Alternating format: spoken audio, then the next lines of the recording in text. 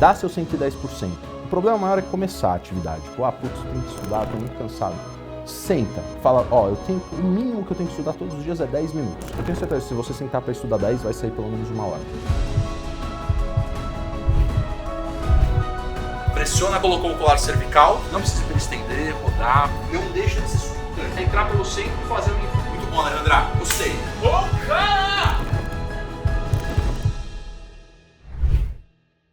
Quando eu era criança, quando eu tinha 10 para 11 anos, eu sofri um acidente. Eu pulei da escada e caí, quebrei o colo do fêmur. E foi uma fratura, a princípio, não muito grave, assim, mas durante a internação eu tive uma infecção hospitalar bem grave.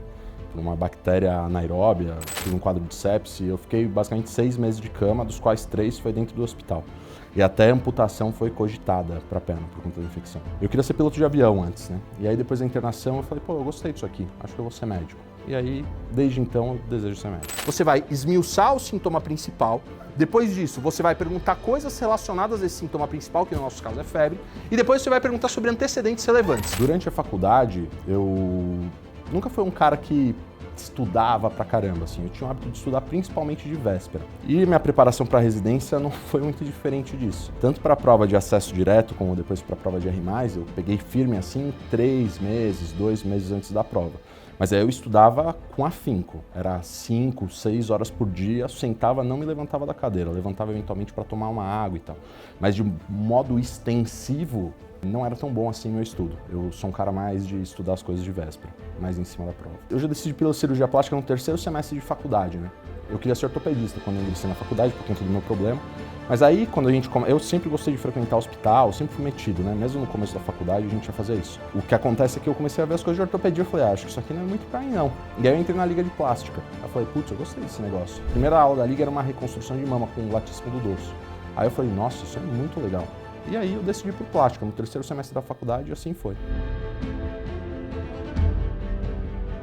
A pressão é uma coisa que incomoda bastante, né? Quando eu fiz tanto a prova de acesso direto, como a prova de R+, eu já tinha decidido pelas instituições que eu ia fazer. Acesso direto eu só fiz Unifesp e USP, eu não prestei outra prova. E para R+, eu só prestei USP, eu não prestei nem Unifesp. Então você tem uma carga de pressão muito grande e você precisa deixar em alguma medida isso de lado para conseguir render. Porque senão você só fica na ansiedade, revirando aquilo, sem dormir, comendo mal. E aí talvez controlar essa ansiedade ante a pressão e você precisar entrar na residência, conseguir passar numa prova, ter um desempenho acima da média, isso talvez tenha sido a maior dificuldade, mas também não foi uma grande dificuldade. Acho que quando o cara está com a cabeça no lugar, está focado, as coisas funcionam.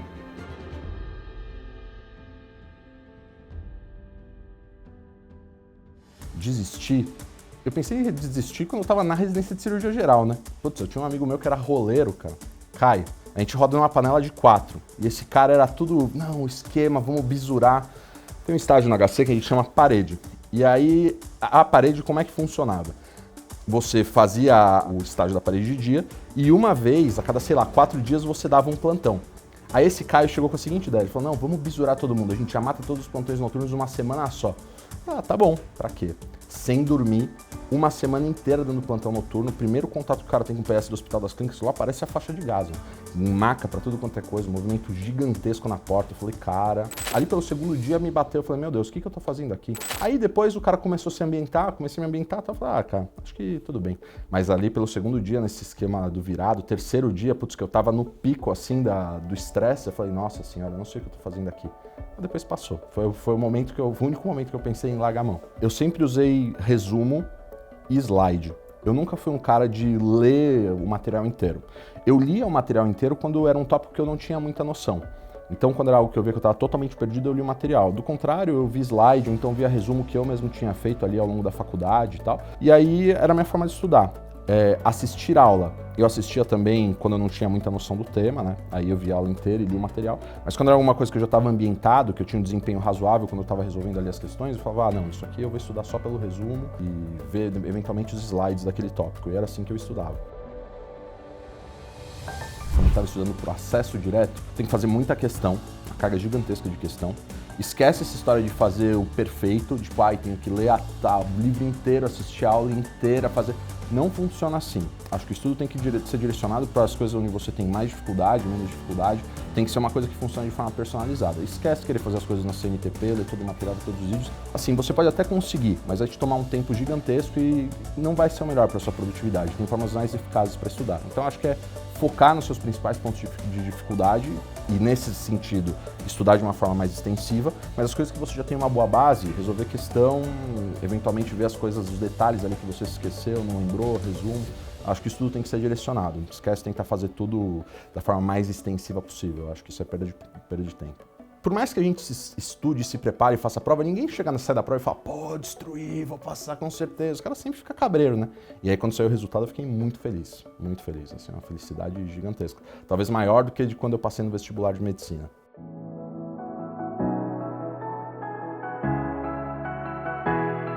Na época, quando eu fiz a prova da USP, não existia questão teste. Tanto na primeira fase como na segunda, era tudo escrita. Então você chegava, tava a questão na tua cara e você tinha que escrever sobre aquilo. Aí os caras metiam, da mesma forma que é hoje, só que metiam uma foto de uma ressonância, escreva os achados, escreva a patologia, escreva o tratamento. E tinha umas coisas que eu sabia que eram muito difíceis. Eu falei, nossa, isso aqui é destruir. Por outro lado, tinha coisas que eu não tinha a menor noção. Então assim, te falar que eu saí seguro, foi bem pra cá, não, saí meio cabreiro, né? Falei, pô, sei lá. Tem umas coisas que eu fui muito bem, mas tem outras que talvez eu não fosse algo tão difícil e eu não tinha muita noção. Eu acho que eu tenho uma forma de ensinar muito objetiva, bastante focada. Eu não sou muito aquele cara... Eu gosto de fazer as pessoas entenderem a fisiopatologia das coisas e por que aquilo é daquela maneira. Quem assiste minhas aulas ou vê minhas correções percebem isso. Mas eu não fico perdendo muito tempo com firula. Eu acho que a gente tem que ter um conhecimento objetivo que... Na prática é o que vai ser cobrado na prova. Então eu não sou um cara que fica floreando muito, eu gosto de explicar por que as coisas são daquela forma, até para isso ficar gravado de uma maneira mais sólida na cabeça das pessoas, mas eu não sou um cara de muito floreio, não, eu sou bem direto ao ponto quando eu estou dando aula. Cirúrgico. Eu visualizava muito eu fazendo o que eu estou fazendo hoje. Muito, assim. Eu acho que eu tenho uma facilidade para isso, porque não era artificial. Quando eu estava viajando, eu botava uma música e falava, nossa, como eu sou cirurgião plástico. E acho que isso me manteve motivado. Eu não sei se isso é uma coisa que é fácil para todas as pessoas fazerem, mas eu tenho certeza que isso me ajudou muito a estar onde eu estou hoje. Eu sempre tive o hábito de me visualizar na posição onde eu estou. Apesar de parecer inviável, eventualmente, você atingir as coisas que você deseja atingir, às vezes parece algo que está muito longe de você, sempre dá para chegar. Às vezes vai precisar de mais esforço, às vezes menos, mas visualiza na situação que você quer estar, procura se ver na situação onde você vai estar no futuro, e usa isso como fomento, usa isso como combustível. Quando você estiver fadigado, quando você dá seu 110%. O problema maior é começar a atividade. Tipo, putz, tenho que estudar, estou muito cansado. Senta, fala, o mínimo que eu tenho que estudar todos os dias é 10 minutos. Eu tenho certeza que se você sentar para estudar 10, vai sair pelo menos 1 hora. Ter uma disciplina, se organizar. Acho que ter essa visão de como você vai estar no futuro é algo que te ajuda a fomentar você ter um método, uma assiduidade para fazer aquilo, mas você também tem que ter o componente da disciplina. Tipo, eu vou estudar todos os dias. Você se propôs a estudar todos os dias, você vai sentar pelo menos 10 minutos e estudar. Aí você me fala, 10 minutos é ridículo, não dá para estudar nada em 10 minutos. Pois é, mas a questão é o hábito. Quando você senta para estudar 10 minutos, não vão ser 10 minutos.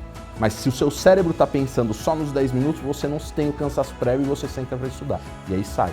É assim que eu toco, é assim como eu faço academia, é assim como eu leio, é assim como eu faço qualquer atividade extra fora trabalho, né? Eu falo, não, vou fazer pelo menos 10 minutos disso. E aí sempre sai mais. E assim eu vou levando. Acho que essa é a minha dica. Se visualiza no futuro e se policia para fazer pelo menos um mínimo de tempo da atividade que você tem que fazer no dia, porque sempre vai sair mais, sempre vai render.